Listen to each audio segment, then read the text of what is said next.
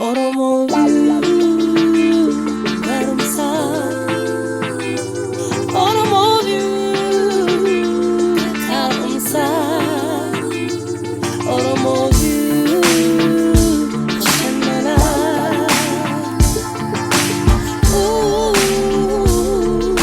Oromo View. Akkam jirtu daawwattoota Oromo View bakka jirtan hunda addunyaa kanarra jechuudha iddoo teessanii nu daawwataa jirtan maratti nagaa keenya kan jaalalaa dursinee isinaa ga'uu jenna. Barri 2020 yeroo dhufu hundi keenya gammachuudhaan hawwiidhaan akkasii mannee abdiin qaba. Akkasittanis yaadadhaa dhuunfaadhaan. Garuu hedduu osoo hin turin bara kana keessatti goflaa addunyaa keenyaaf haalee tokkotu jalqaba nutti dhufe kan COVID jedhamu jechuudha. Goflaan kun maal akka ta'e waan hin beekamnee fi hedduu keenya rifachiise. Hunda keenya illee akka manatti galluu nu godhe jechuudha. Osoo sanaan maatii keenya akkamitti fayyaa isaanii eegnaa, jireenyi keenya akkam ta'a jennee osoo yaaddaa jirru biyyuma magaalaa jiraachaa jirru kana keessatti nama gurraachaatu harka poolisaa adiitiin bifa baay'ee sukkanneessaa ta'een ajjeefame.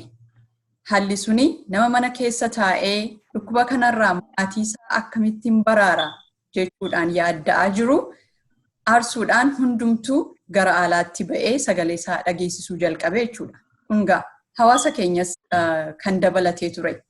Haala kanaan osoo jirru dhukkuba pirootestiin osoo kanaan deemaa jirru immoo wanta guddaa waan saba keenya rifachiiseetu hawaasa keenya keessatti uumame.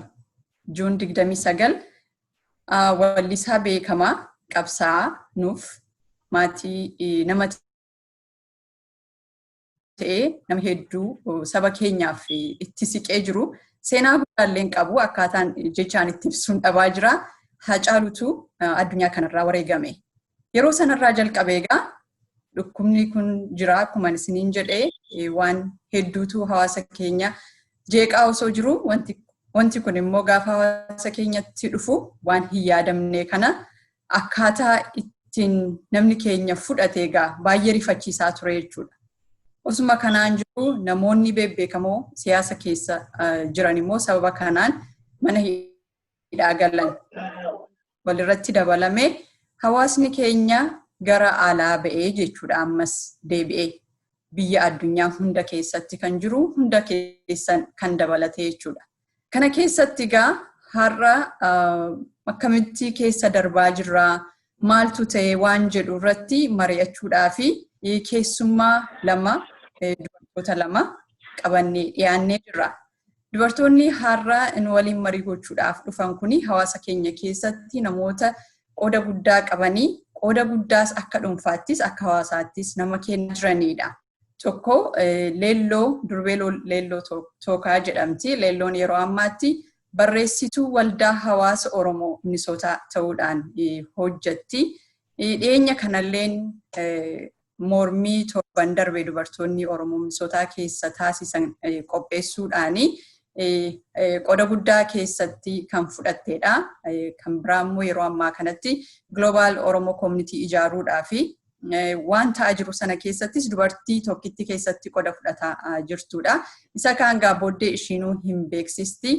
Lammata immoo Faaxumaa Badhaasoo baay'een keessan akka gaariitti beektu jedheen abdadha. Hawaasa kana keessatti nama durbee guddoo qooda guddaa qabdudha. Ijoollummaa isheerraa jalqabeen beeka waldaa dargaggoo Oromoo Minisootaa keessatti yeroo baay'ee keessatti qooda fudhachaa achuma keessatti guddatte jechuun danda'a. Dhiyeenya kanammoo nama teeknooloojii keessattuu tiwutara irratti akka gaariitti namoonni tiwutara yuuzii gootanii hawaasa keenya keessattis wanti kunillee sababuma kanaan akka baramuu ergaa dabarsuun barbaada. Achirratti sagalee Oromoo ta'uudhaan hedduu qooda fudhatti. Miidiyaa adda addaa irratti illee yeroo haalli tokko uumamu afaan biyya kanaatiin waan keenya dabarsite jechuudha. Egaa dubartoonni lamaan kuni ji'a darbee kana keessatti hiriira ta'ees qophii ta'e hunda keessatti qooda guddaa qabaataa jiru keessalleen darbaa jiru. Kanaaf isaan caala waan kana namni nutti himu hin jiru waan jedhuun harragaa isaan wajjin mari'achuuf gara kana isaan fidnee jirra. Mee Faaxumaa sirraan jalqabaa waan jedhee kanarratti waan dabaltu achumaanis waa'ee barumsa keessa waan adda addaa akka beeksistu leelloo chimoo Faaxumaatti antee atis itti fufiin jedha. Mee dura akkuma jirtu isiniin jechuun barbaada kanumaan mee gara keessanittan dabarsa. Maqaan kee Faaxumaa jedhama. Hawaasuma Minnesootaa keessatti waldaa hawaasa Oromoo Minnesootaa keessatti guddadhe. Umrii xiqqeennarraa waldaa dargaggoota Oromoo keessa hirmaachaa ture. Hawaasuma kana keessa guddadhe jechuudha. Akkuma namoota hedduu hawaasa kana keessa guddatanii quuqama saba keenyaatiin otoo qaamaanis jiru qalbiin teenya biyyuma keessa jirti.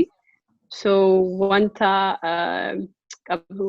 waan qabsoo Oromoo ibsu, waan gaafii Oromoo ibsu, waan aadaa Oromoo ibsu, waan Oromummaa calaqqisiisu akka dirqama lammummaatitti akka dirqama nama tokkootitti fudhadhaa. Kanaafuu bakka carraa argadhetti mana barnootaattis yoo ta'e bakka hojiittis bakkuma carraan argametti Oromoon eenyu, gaafiin Oromoo maali, sabni Oromoo akka dhageetti argatuuf platformii yookaan social media ta'e miidiyaa adda addaa ta'e irratti hin hirmaadha carraa argadhetti. Akkuma kana social media adda addaa irratti akkuma anneen jette Twitterii irratti yeroo hirmaachuu jalqabe Facebookii Oromoon baay'inaan jira, sagaleen Oromoo baay'inaan dhaga'ama. Twitterii kanarra garuu bakkoota namni jajjaboon yookaan namni aangoo adda addaa qabu irratti argamu garuu sagaleen Oromoon jiru, gaafiin Oromoo dhageettiin qabu, even sadarkaa biyya Itoophiyaa san keessatti jechuudha. Sagaleen Oromoo dhabamuu qabu jedhee itti hirmaadhe. Achirratti hirmaatuun garuu baay'ee psychologically miidhaa baay'ee si fida nama Oromoo yoo taate sirriitti duulu. So kanuma kanaaf achirratti hirmaataa ture bakka adda addaattis. Bara kana dubbiin ulfaataa barri kun waa baay'ee baatee dhufee koronaan bara 2020 yeroo seennu gammachuun seenne akkuma anneen jette garuu akkuma seeneeni wanti adda addaa addunyaa irratti uumamuu jalqabee keessattuu koronaan addunyaa hunda cufee for the first time in almost a century. Sanirratti biyya kana keessas sirni kun saboota adda addaatiif hawaasa adda addaa kan cunqursuu qaba.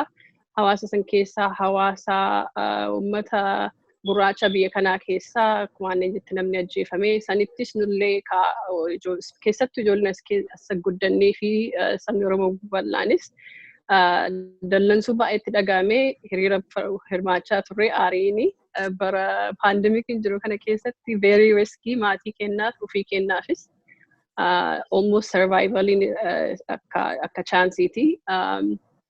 Irraan ammoo itti dabalamee akkuma leelloonis jette anneenis jette ajjechaan nama hawaasni kun jaalatu nama Oromoo keessaa Oromoon hundi akka ilma isaatitti akka obboleessa isaatti akka hiriyyaa isaatti ilaaluu dhabnee madaa nu keessaan baanetu nutti dhalate. Kana namni obsee mana taa'uun jiru dallansuu saniin Oromoon bakka jiru utuma paandemikiin kun jiru utuma sodaan adda addaa jiru bahee sagalee ofii dhageessisuu qaba jedhee bahee irrattis dabalamee hooggantoonni siyaasaa adda addaatii fi qabsoo Oromoo itti dabalataan hidhamanii sababamaa ajjechaa Haacaaluu kanaan. Kanaafuu akka haga dandeenyeeni dubartoonni keessattuu dubartoonni Oromoo yeroo ammaatitti durummaa qabatanii hirmaachuu jiranii hiriira baasuunis ta'ee hawaasa ol fidanii haasaa akka ammaa kana godhuunis ta'ee miidiyaa adda addaa qunnamuunis ta'ee Oromoolee akka ijaarsa godhuufiif ta'ee kana keessatti karaa adda addaatiin hirmaachuu jira. So sanuma jedha ammaaf yoo gaafii qabaattan itti fufa. Garuu galatooma waamicha kana nuu godhuu keessanii fi akka asirratti haasofna carraa nuu kennuu keessanii.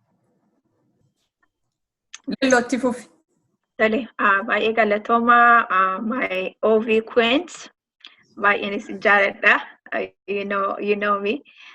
Baay'een isin kabajaa, isin ilaalaa. Waan gootanii hawaasa keenya keessatti wanta guddaadha. call you guys the queens. Maaliif Oromoon dubartoota social media irratti qabu waan ta'eef isin immoo you bright our balbala banaa dubartoota bantan waan ta'eef jiraadhaa ulfaadhaa.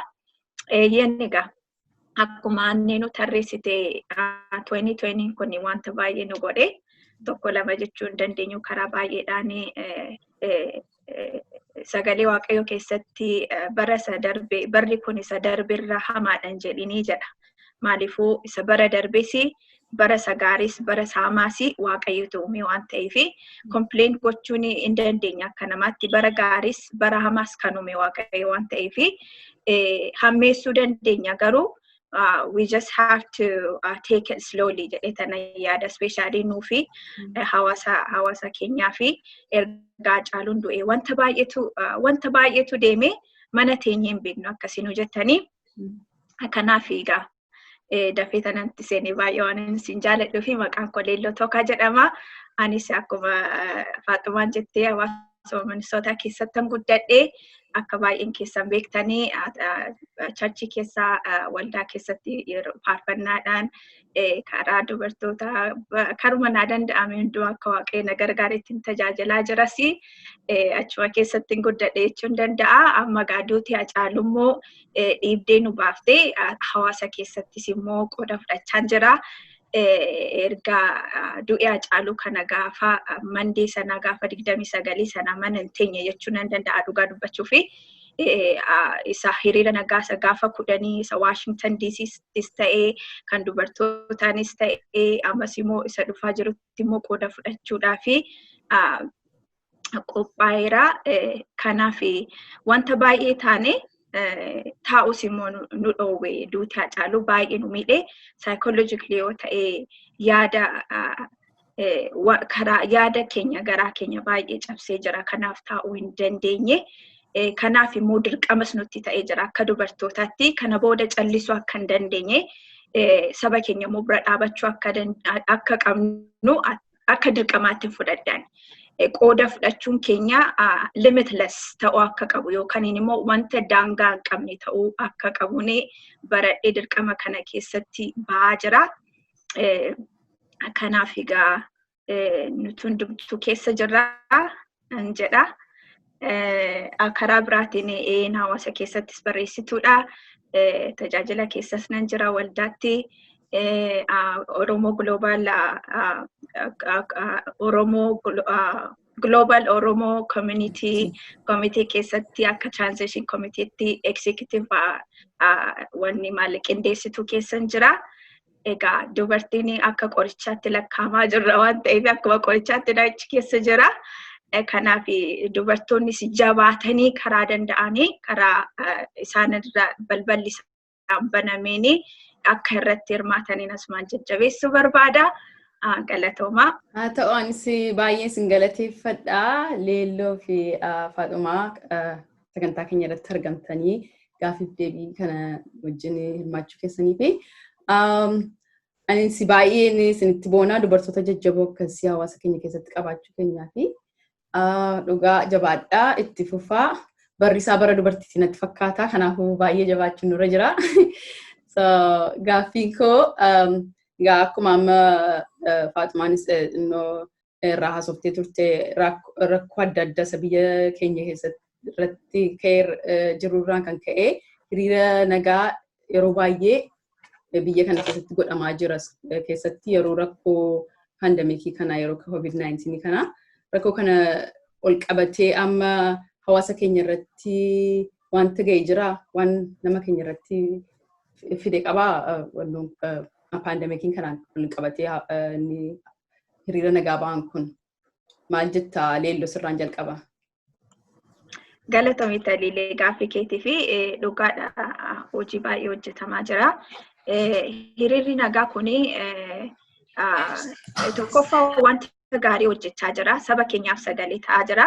Isa irraanfachuu hin qabnu waan hundumtuu give and take qaba waan ta'eef dirqama yeroo kana saba keenya bira dhaabachuun saba keenyaaf sagalee ta'uun yerootti dirqama nutti ta'e waan ta'eef of course akka sabaattis ta'ee pandamikii kana keessa yeroo COVID kana keessa akkasitti lubbuu ofii riskii godhanii ba'u jechuun akkuma sila Faaxumaan kaaftee maatii keetti riskii fiduudha. Nama guddaa maatii keessaa yoo qabaatte koronaa qabattee galtee dhiiftee hin beektu. Ijoollee yoo qabaatte eenyuun akka tuqxuweessa nama keessa oolta waan ta'eef maal akka fudhattee galtu hin beektu. Dhugaa dubbachuudhaaf nuufis gatii baasuu guddaadha. Kun immoo waanuma nurraa eegamu jenneeti. Miidhama fidee jira. Of course psychologically miidhamni saba keenyaa nurrattis miidhama guddaa fidaa jira. Karaatu fagaate malee garaan keenya achi jira, qalbiin keenya achi jira, yaadni keenya achi jira waan ta'eef garuu dirqama lammummaa ba'uu qabna. Kanaaf kan biraa immoo koronaa sababa hiriira nagaa kanaaf namoonni karaa COVID qabamanii nu keessaas hawaasa keenya keessas nama tokko dhabnee jirra. Sababa kanaaf karaa kanaas gaddatu nutti dhaga'ama. Wanta salphaa miti wanti keessa deemaa jirru. Haala barichaa keessa haala COVID keessa dhidhiitta taatuma deemaa jirra waan ta'eef dhugaadha miidhama karaa baay'ee nurra gahaa jira garuu moo'icha keenyatu caala natti fakkaatana tokkummaa keenyatu irra caalee natti argame determinationii keenya yookaan immoo maal gochuu akka qabnu dirqama ba'uu keenya garaa murannoo keenyatu wanta gaariin kan keessaa ba'ee jedhee tanaan amana. Galatoomii Faaxumaatis yoo wanti dabalachuu qabaatte keessatti karaa dargaggoo qubee jenereeshinii yeroo baay'ee kanarratti baay'ee hirmaatu alafaa bubbulaafaa jiru waan isarratti waan dabaltee waan jettu qabdaa? Wanti dabalu personally waan narra geerraa like nama jaaladhu tokkotti dhabee I think leelloon isuma jirti obboleessaa hiriyaati innis hiriyooma kiyyaa akkuma obboleessaatti ilaala. Gaafa namni akkanatti hiriira ba'u of course namni hunduu riskii fudhatu nama beekaa garuu I think naturally akkuma namaatitti like ana nam tuquuf ilaalcha akkasii qabna usually garuu wanti akkasii yoo sirra dhalatu dhugaa of duuba deebitee akka of laaltu si godha. Riskii namoota maatii akkuma maleelloon jette nama maatii namoota hormiin isaanii deemee waliin jiraadha. Ana natti ulfaata akka nama tokkootti. Garuu akkuma isin jette uummanni kunis dirqama itti dhagahamu keessi isaanii nagaan qabuu fi walitti ba'anii. Garuu yeroo walitti ba'amu kana at least wanti preventative methods jedhamu like maskii godhatu, sanitizerii fayyadamu, yoo si dhukkube ammoo wanti dhagahamutti jiru namni utuma dhukkubuu namni tokko immoo hin beeku asymptomatic symptomiin qabu so kanaafuu testiin ta'u super spreaders jedhamanii isaan namni akkasii nama qabsiisuu danda'anii so haga danda'ametti silaa maskii fa godhatu waan akkana haasa'amuu qaba jedheetti amanaa kana yeroo hiriirri qindeeffamu.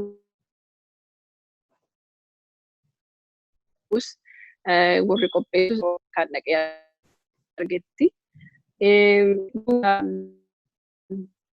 Miidhaan isaa hawaasa namni baay'inaan qabamutti jira. Hundi isaa hiriira irraa otoo hin ta'in garuu hiriira irratti namni guyyaa hiriira baay'eetu ta'utti jira irratti hirmaatu jira namni. So kanaafuu conscious ta'anii yoo qabaman yookaan yoo symptomii qabaatan testii ta'anii silaa otoo walitti himanii hawaasatti simanii akka namni hawaasas itti of qopheessu akka warri namoonni hiriira ta'ee walgahii ta'ee haasaa adda addaa yeroo godhanis ta'ee yeroo qindeessan akka itti qophaa'anii fi akka namni hubateeti hubannaan deemu. Kan lammataa akkuma ta'etti ijoolleen adda addaa hunger strike godhanii jiranii. Ijoolleen kaawunsilatiitti illee sittii godhaa jiran jiru. Ijoolleen kun ormiin isaanii ijoollee xixiqqoo, ijoollee haayiskuulii fi kolleejjiiti. Haga dhaqee argetti they're trying maaskii illee nama godhatu.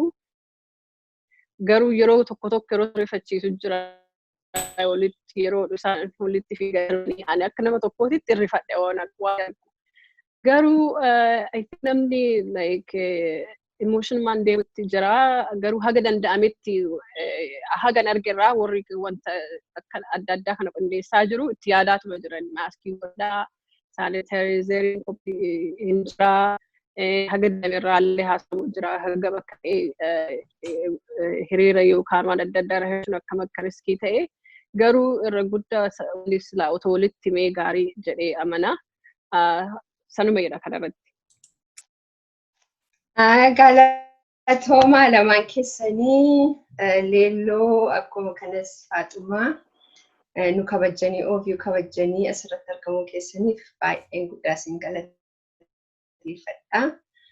Kanammoo akka dhuunfaa kootiitti dubartooti egaa 2020 kan dubartiitii jettee talileeni baay'ee namatti tola waan isin gochuutti jirtanii dhuunfaa keessanii quuqama saba keessanii qabaachuutiin fuuldura buutanii saba keessaniif sagalee ta'uutti jirtu baay'ee lamaan keessan miidiyaa gubbaarratti baay'ee isin ergaa sagalee keessan dhageessuu turtu but I'm so proud of you guys. Leelloo isa ta'uu Faaxumaanis Ingiliffaanii saba biyya lafaarratti akka waa'ee Hacaaluu irratti nuuf obboleessa keenya kan ta'e waa'ee gadda isaatii baay'ee sitti gammada biyyi lafaa akka dhaga'u nu gochisiiste which is good. Baay'ee proud of you guys. Nu duwwaa ammoo miti warri biyyaa ammoo isin ilaalu baay'ee warri biyyaa waan ta'utti jirutti baay'ee gammaduutti jiru baay'ee isinitti hundumaatti boonanii jiru isin immoo saba keessan keessaa nama tokko baay'ee isin galateeffadha.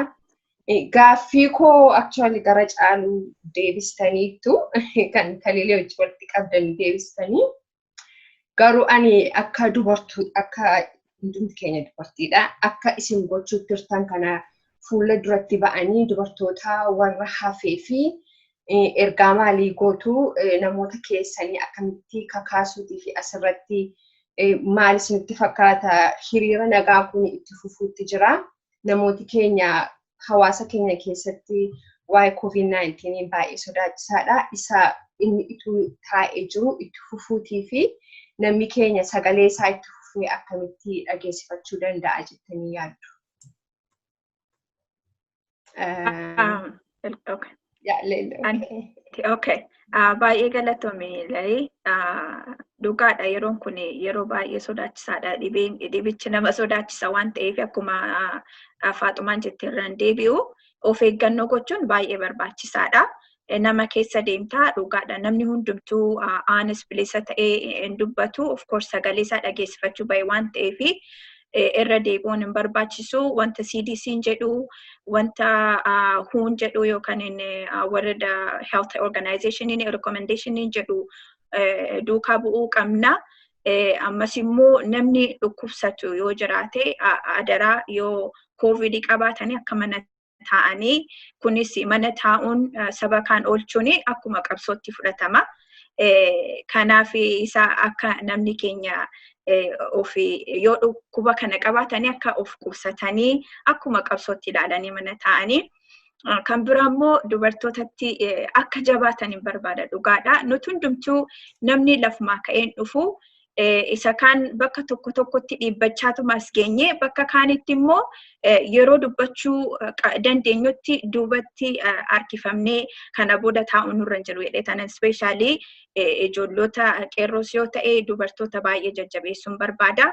Iddoo carraa argatan hundumatti qooda akka fudhatanii namnis immoo karaa banameef hundumaa waan qabu hundumaa maaliifi akkuma Hacaaluutti ani maaliin yaada Hacaaluun tarii manatti hin deebi'a jedhee waan ta'eef this life is short.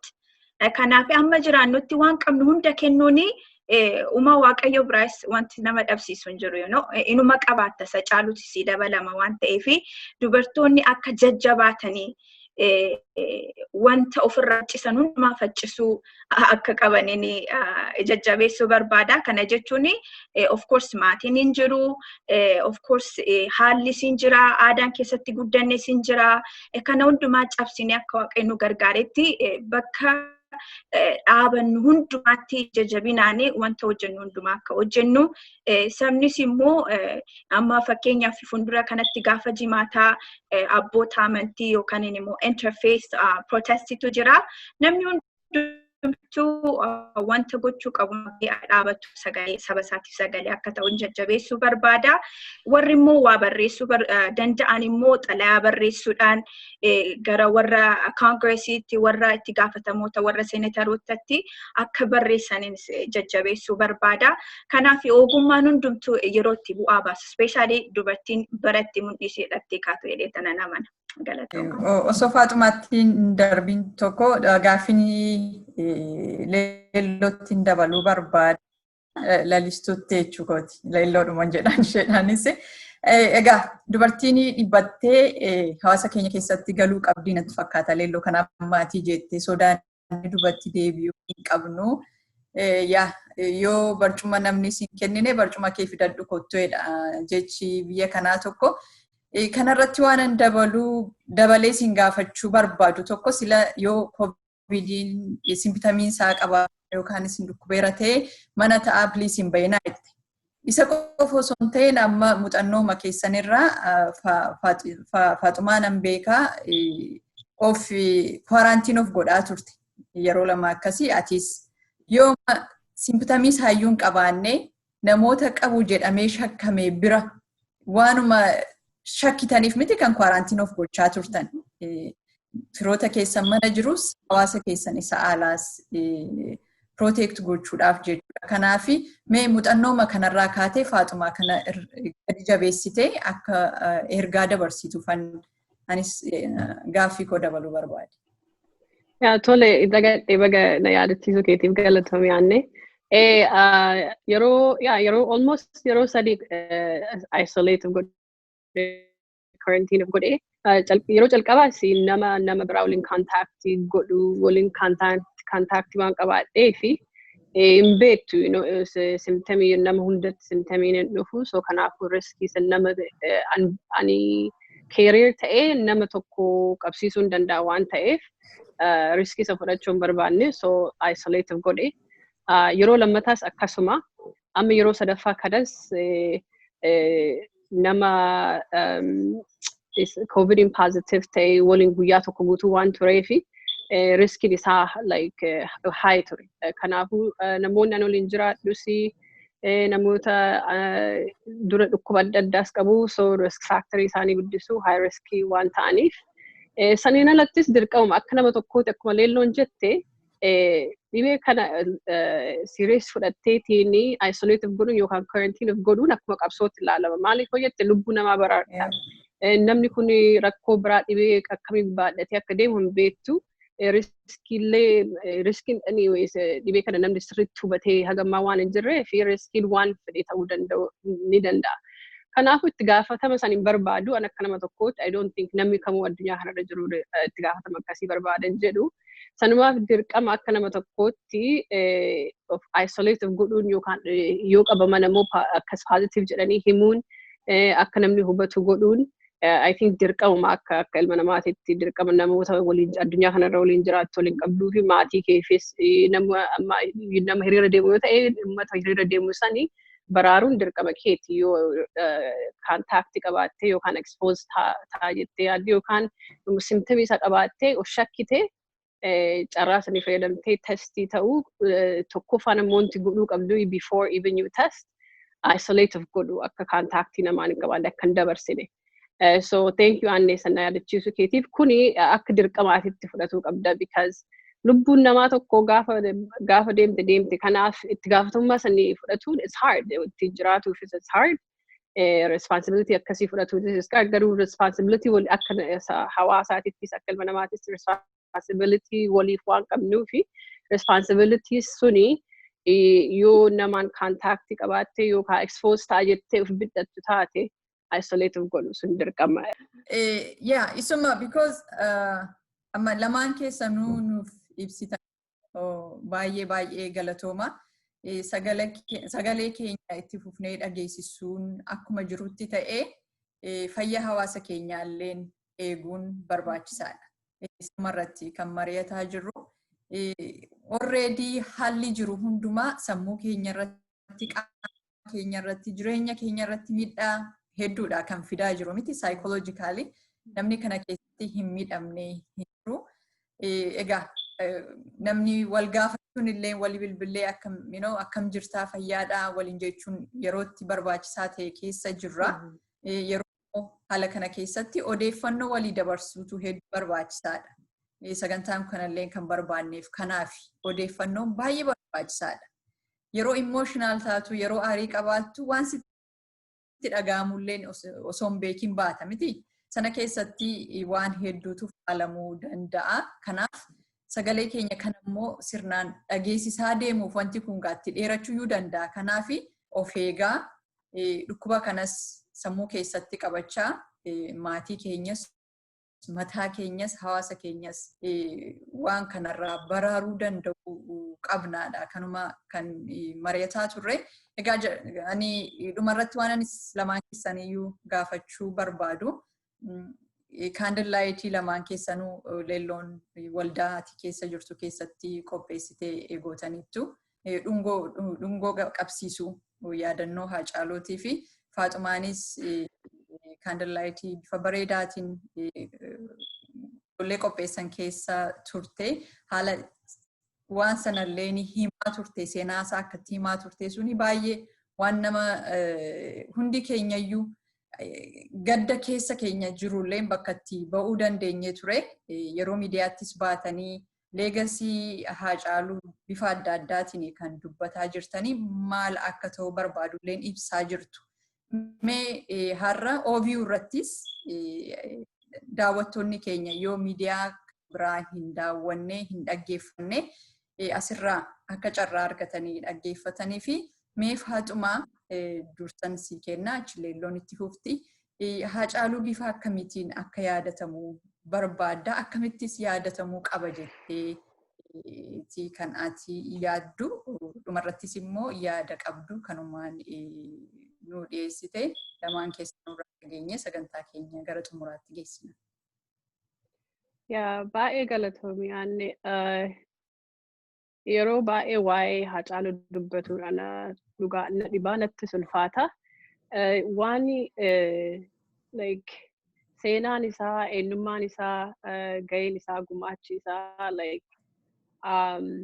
jechoota an dubbadhu waan isa ibsu natti hin fakkaatu, gaama natti hin fakkaatu. Garuu Haacaaluu kan hundaafuu nama itti dhiyeennaan beeknu, I think namni asirra jiru baay'ina kennaan.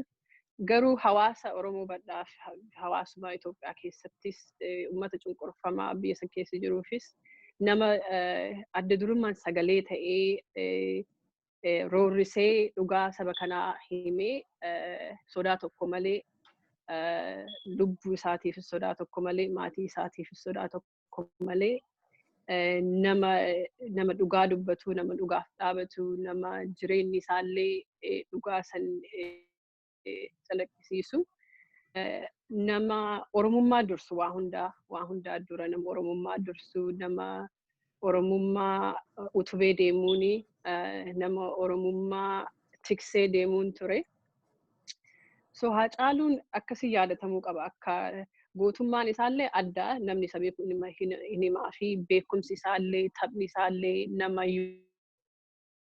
yoo deemu sitti tolu yoo haasa'u sitti tolu nama seenaa Oromollee gadi fagee nama sirbi isaallee sirba nama kakaasu sirba isaa haasofni isaallee nama hubannoon sirbi isaallee hubannoon seenaa Oromoo irratti hundaa'ee seenaa Oromoo kan yeroo baay'inni waan cunqurfamaa qofa otoo hin taane seenaa Oromoo kan Oromoon mo'ateellee seenaa Oromoo kan beekaa dhufamellee nama qotee baasee sirba isaatiif makee haasaa isaatiif makee bareechisee ibsu ture. Haacaaluu deebinee arganneen amanu gaafa dandeenya ana akka nama tokkootti sirba isaa yoo dhaga'u haa yoo dhaga'u isuma yoo yaadadhu akka nama tokkootti isa waliin yeroo haasa'u yaadadhu na onnachiisa bakkuma jirre gootummaa akkasii qabaadhu otoo hin taane namni akkasii ormii isaa kana keessatti jijjiirama agarsiisa kennaa fidee uummata kaasee dargaggoota onnachiisee kaasee gabrummaan egaa karaa kanaan falmadhaa jedhee uummata kana sadarkaa sanitti kaase sadarkaa sanitti yaadatamuu qaba. Akkaataan inni itti sabni keenya isa yaadatee fuulduraan deemuu danda'u tokko tiksu. Haacaaluun namoota tokkummaa Oromoo tiksuuf jiru isaa dhale. Sila nama tokkummaa Oromoo tiksu nama dhugaa Oromoo tiksu ta'uu baatee adda hin jira jedheen amanaan. Kanaafuu wanti inni wareegameefis dhugaa Oromoo baasuuf tokkummaa Oromoo tiksuuf Oromoon akka bakka isaaf malu argatuuf warri isa nu saame. Kanaafuu Haacaaluu akka inni itti jiraate san isa yaadatuu qabna. Gootummaa isaa san yaadatuu qabna. Beekumsa isaa san yaadatuu qabna. Gamni ta'uu isaa san yaadatuu qabna. Abbaa firaa, abbaa sabaa, nama dagatame yaadatuu, nama fira hin qabneef nama fira ta'uu, nama hiriyaa barbaaduuf nama hiriyaa ta'uu. Wanti isaan ulfaata garuu haga dandeenyetti hundinuu dandeettii kennan akkuma qara leelloonis itti dubartoonnis isa duraan waan haasa'e qabaatu. Akka nama tokkootitti wanti qabsoo kenna miidhee hanqina siyaasni keenya yookaan hawaasni keenya hirmaannaa dubartii hin qabne jedhaa ture. Innis waanuma beeku. So anamma akka hundaatitti akka dirqamaatitti wanti fudhadhe tokko namuu akka na waamu yookaan akka carranaa kennu hin eegu. Bakka bu'aa buusadhetti hirmaatu. Bakka sagalee kiyya yoo dhageessisee saba kanaaf bu'aa buusadhetti hirmaatu. So akkaataan itti isa yaadachuu dandeenyu bilisummaa Oromoo dhugoomsu, tokkummaa Oromoo dhugoomsu, dhugaa Oromoo akka bakkaan geettu kaayyoonni du'eessa bakkaan ga'uuf waan dandeenyu karaa dandeenyuun gumaachu jedheetiin amanaa. Garuu kunis I don't think isa ibsanatti jedheen amanu anis. Jechoonni nuyi itti fayyadamnu kun inni tanqata dhugaa Haacaaluu ibsuuf sanuma irratti xumura. Galatoomna. Baay'ee galatooma gaaffii baay'ee jabduudha. Maaliif Haacaaluun ani akka ija Oromoo tokkotti ni ilaalaani. Haacaaluun artistii cimaa aartii isaatiin waa'ee Oromoo, seenaa Oromoo, aartii sagalee bareedaadhaan wanta namoonni illee sossodaatanii utuun sodaatiin bakka namni hundumtuu dhaga'uu danda'utti nama hime. Seenaa warra bulchitoota fuulduratti yaa lammaa dhagayaa biyya utuu sodaatiin aartii isaatiin kennaa isaatiin saba isaa tajaajilee jechaadha. Effectively nama jireenya gabaabduu kanatti jireenya guddaa, jireenya seena qabeessa, jireenya nama isa guddaaf xinnoodhaafis fakkeenya ta'u jiraate jedhee tanan amana. Haacaaluun akka sanyii xinnoo yeroo facaasanii miidhaan baay'ee yookaan immoo baay'ee kennu. Akkuma Faaxumaan jettee saba Oromoo jaalannis jibbinis fudhannis dhiifnes bitaa mirgaa kaabaa kibbaa Oromoo tokko kan godhe dhugaadha. Sirba isaatiin yoo ta'e isinitti himu namni utuun sodaatiin namni ija jabinaan waa'ee sabaa dubbachuun kiritikii yookaan immoo iddoo jirutti hir'ina dubbachuun gatii isa baasise lubbuu isaa baasise garuu nama dhugaa dubbate utuun sodaatiin nama sirbee sirbaani seenaa hime nama dubbatee afaan isaatiin seenaa hime bitaa mirgaa nama guddaa xinnaa gorsee nama jaalatamu Haacaaluun. Eenyumtuu inni afaan Oromoo beekuuf hin beekne, inni sirba beekuuf hin beekne, namni sirba Haacaaluu dhaga'ee kun kana Haacaaluuti jechuu hin dandeenye waan jiru natti hin fakkaatu. Kanaaf Haacaaluun jireenya gabaabduu, jireenya seena qabeetti, jireenya namaa geggeessu jiraate. Kanaaf fakkeenya qeerroodhaafis qarreedhaafis ta'eera jedhee tanani amana. Fakkeenya warra artistiitiif ta'eera. Fakkeenya guddaa xinnaadhaaf ta'eera. Meesseera. Dhiigni isaa akkasumatti calma jedhee lubbuun isaa san baane nama gatii guddaa qabu.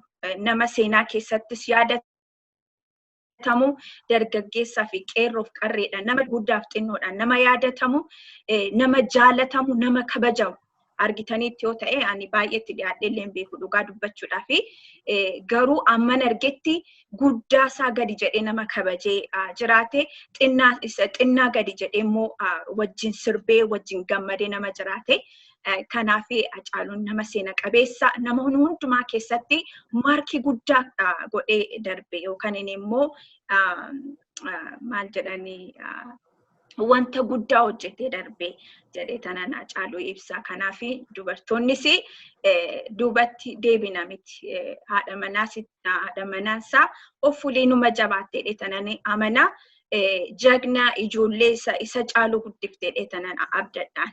Dubartiin waan hundumaatiifuu utuu haati manaan isaan jiraanne ijoollee isaa irraa hin qabne innis tariin jabaatu ta'a.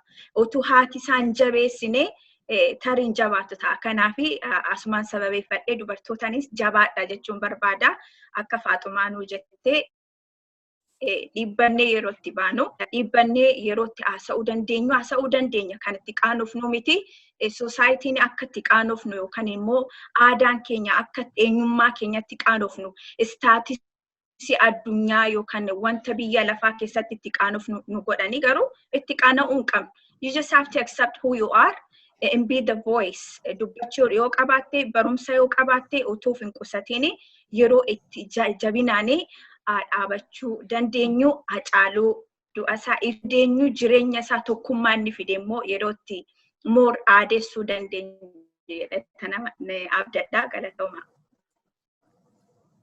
Baay'ee galatoomi. Taliilee laloo itti dabala. Kanarratti waan jechuun barbaada. Lamaan keessa waan na yaadachiisatanii. Amma luba tokkotu yeroo tokko osoo Hacaaluun hin du'in ani sirban dhaggeeffadhu garuu Hacaaluun dhaggeeffadhaa anaan jedhe.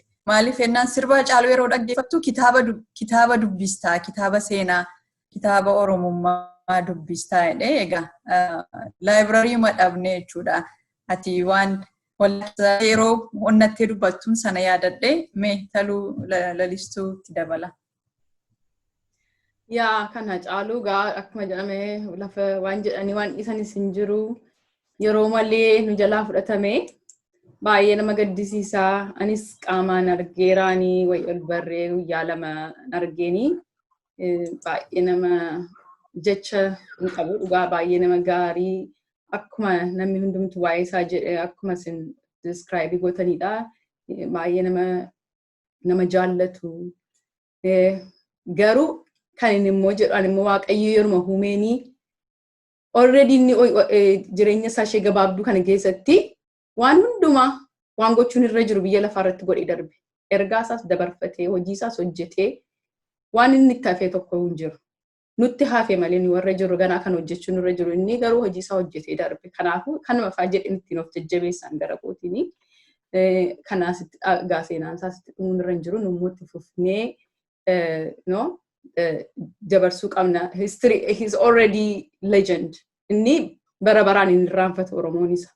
Sabi kan biraas hin irraanfatuun he will be remembered forever. Tole. Hangama kootingaa durbee Faaxumaa Badhaasoo fi leelloo tokko yeroo gabaabaa keessatti haala hedduu timely isa ta'e kana jechuudhaan wajjin mari'achuudhaaf muuxannoo keessan irraa immoo hirtanii akka hawaasni keenya illee dhaggeeffate irraa baratu akka kabsatuuf gochuu keessaniif hedduu isin galateeffannaa. Sagantaa immoo kan biraatiin akka walitti deebinuus abdiin qaba. Barri kun yeroon jalqabu gaariidhaan yaadnee simannee garuu akka hin taane nu jalaa ta'e kana booddee garuu Waaqayyoo gaariidhaan akka nuuf jijjiiruni kanumaan hawwii koo ibsaan hangama kootiin baga gara keenya dhuftanii baay'ee galatoomaan isiniin jedha. Amma lalistuun deebiteetti gara isheettan dabarsa. Ifa manaa godhaa. Somsa keessanii intarneetii qorrakkina godhate. Baay'een isin galateeffadha. Ituu waa'ee Hacaaluu irratti haasa'aa akkuma turtanii waan isin jettan hundumaan ittiin walii galaa. Garuu nuyi warri amma hafnee inni iddoo gaarii deemee nuyi amma lubbuun keenya darbutti waa'ee isaa yaadnaa sirba isaa gaafa dhaggeeffannu sammuma keenya keessa yeroo hundaa jira. Laphee keenya keessa inni taa'ee jira. Garuu nuyi immoo gara fuulduraatti isarra kan ga'e akka saba keenyarra hin geenyeef baay'eetu hojjechuun nurra jira. Namoota bebbeekamaa akkasii nu jalaa fudhachuun nuuf miidhaa guddaadha saba Oromootiif. Hacaaluun achi nu gidduutti dhabamuunsaa maal jedheen sintima akkuma ija keenya tokko nu jalaa fudhatanii akkuma kana ija keenya nutti dhadhaamsaa akka ittiin fufnee fi nuyi baay'ee irratti hojjechuu qabnaa. Wanti keessumaa dubartiin gochuutti jirtu biyya lafaa guutummaa irratti sagalee dhageessisuutti hundumtu karaatiin bar tokko immoo Hacaaluuf jennee sabi keenya bilisaa hin ba'a jennee abdii qabna. Saba isaatiif quuqamaa ture, saba isaatiif iyyaa ture sun dhiigisaa suni bar tokko hojiirra oolchuun hundumti keenya walii galleen jedha. Baay'een isin galateeffadha. Kanuma, I'm so proud of you guys. Qanii biraas Oromo View itti si waamne wajjin mari'anna jedhee dabda. Irrattani son baay'ee isin galateeffadhaas dhuftanii argamuu keessanii fi akkuma lalistuun jettee gara fuulduraatti immoo waan adda addaa irratti walitti deebina. Amma sanatti jabaadhaa waan gochaa jirtanii booddeetti hin deebi'ina. Akkuma moleelloon sila jettee waan tokko yoo gochuu barbaaddanii waamicha hin eeggatinaa. Ofii keessaniitti itti galaati hojjedha. Namni keenya yeroo baay'ee mana taa'eetu anaannatti himnee na waamnee jedha. Waamicha barbaachisu ofii keetii itti deemtee hojjetta malee teessee mana teessee eegdu waan ta'eef baay'ee jechoota gaarii jettanii lachuun keessanii baay'ee galatoomaa keessanii kanumatti dabaluu barbaade. Tole egaa daawwattoota Oromo View bakkuma jirtanitti egaa teessanii akka obsaan nu dhaggeeffataa tan abdii qabna. Waan dhaggeeffataa turan kanarraa immoo waan tokko barattaniittu jennee abdannaa. Sagantaa keenya itti aanu bifa addaatiin immoo amma gara keessan dhufnutti kanumaan kan nagaattis ni jennu. Keessummoota keenya har'aa Faaxumaa Badhaasoo, Leelloo Tookaa, ani Annee Ajjamaa fi Taliilee akkasumas immoo lalistuudha. Fayyaanuu ta'a. Oromo View.